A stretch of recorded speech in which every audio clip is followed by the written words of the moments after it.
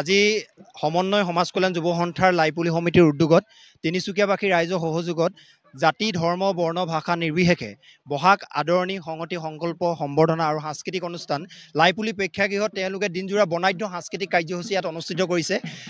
যিহেতু বহাগ হ'ল অসমীয়া জাতিৰ প্ৰথম পৰিচয় আৰু অসমৰ প্ৰতিটো জাতি জনগোষ্ঠীয়ে অতি শ্ৰদ্ধাৰে পালন কৰি অহা এই বিহুৱে অসমৰ সকলো জাতি জনগোষ্ঠীৰ মাজত এক সমন্বয় বাৰ্তা কঢ়িয়াই আনে আৰু গতিকে এই বিহুৰ মৌলিক চৰিত্ৰ অটুট ৰাখি সকলো ধৰণৰ অপসংস্কৃতি ৰোধ কৰি জাতীয় জীৱনৰ মহামূল্যনৰ সাঁকো গঢ়ি তোলাৰ মানসেৰে আমি সমন্বয় সমাজ কল্যাণ যুৱ সন্থাই বিগত 5টা বৰ্ষ বহাগ আদৰণি সংহতি সংকল্প আৰু সম্বৰ্ধনা অনুষ্ঠান আমি আয়োজন কৰি আহিছোঁ। আৰু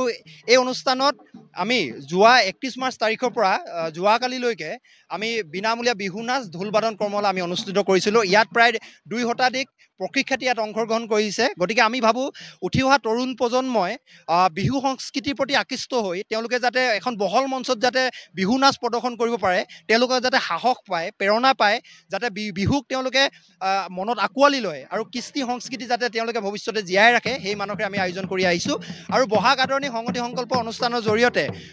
পৰস্পৰে পৰস্পৰক ৰঙালী বহাগৰ শুভেচ্ছা যাচি সমজুৱাকৈ বিহুৰ আদৰণীয় পিঠা পনা জলপান সকলোৱে গ্ৰহণ কৰিব পৰাকৈ আমি আয়োজন কৰিছোঁ আৰু আশা ৰাখিছোঁ জাতি ধৰ্ম বৰ্ণ ভাষা নিৰ্বিশেষে বহাগ আদৰণি সংহতি সংকল্প অনুষ্ঠানটোৱে